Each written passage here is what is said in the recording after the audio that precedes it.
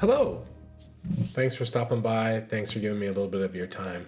Today's video, I'm going to touch on an article in Inman by Matt Carter, and I'm going to relabel or retitle the article. The title of the article was "Would-be homebuyers are still looking for conditions to improve."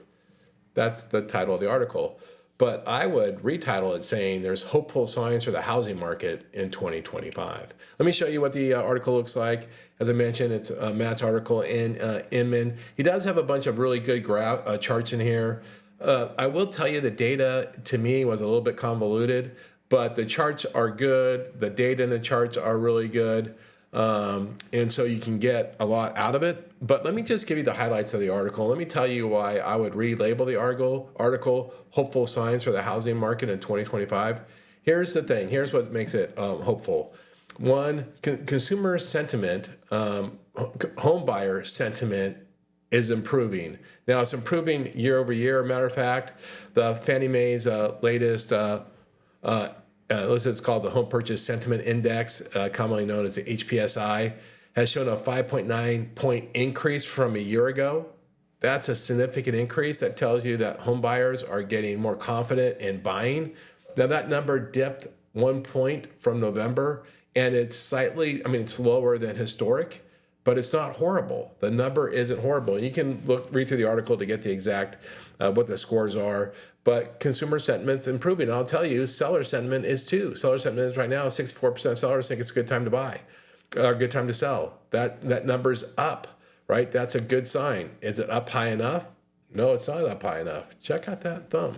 The next thing is, so while affordability that is annoying, while affordability is still strained, it's getting better. It's gradually improving. And more importantly, home buyers and home sellers are getting used to interest rates and home prices, and they're getting, I want to say comfortable, but they're accepting them, and so they're no longer a barrier to moving forward.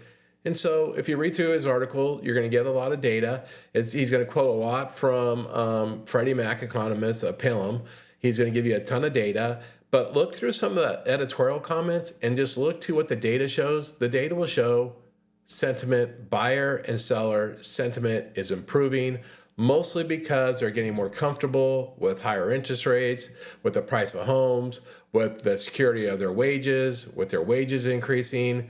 This is why we think we're going to have a slightly better market in 2025. That's why we think we're going to have a $2.2 trillion market this year, which is going to be, a 20% improvement from the previous year. And that is exponentially more given how many people left the business. There's a lot more business for each one of us. So I wanted to share just some hopeful thoughts going into the weekend. I hope you had a great week. I appreciate you checking me out. Now, I'll put a link to Matt's article down below.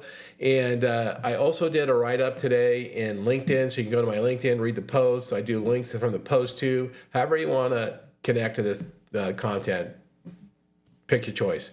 With that, hope you had a great week. Thanks so much for spending a little time with me. I look forward to talking to you again soon. Thanks. Bye.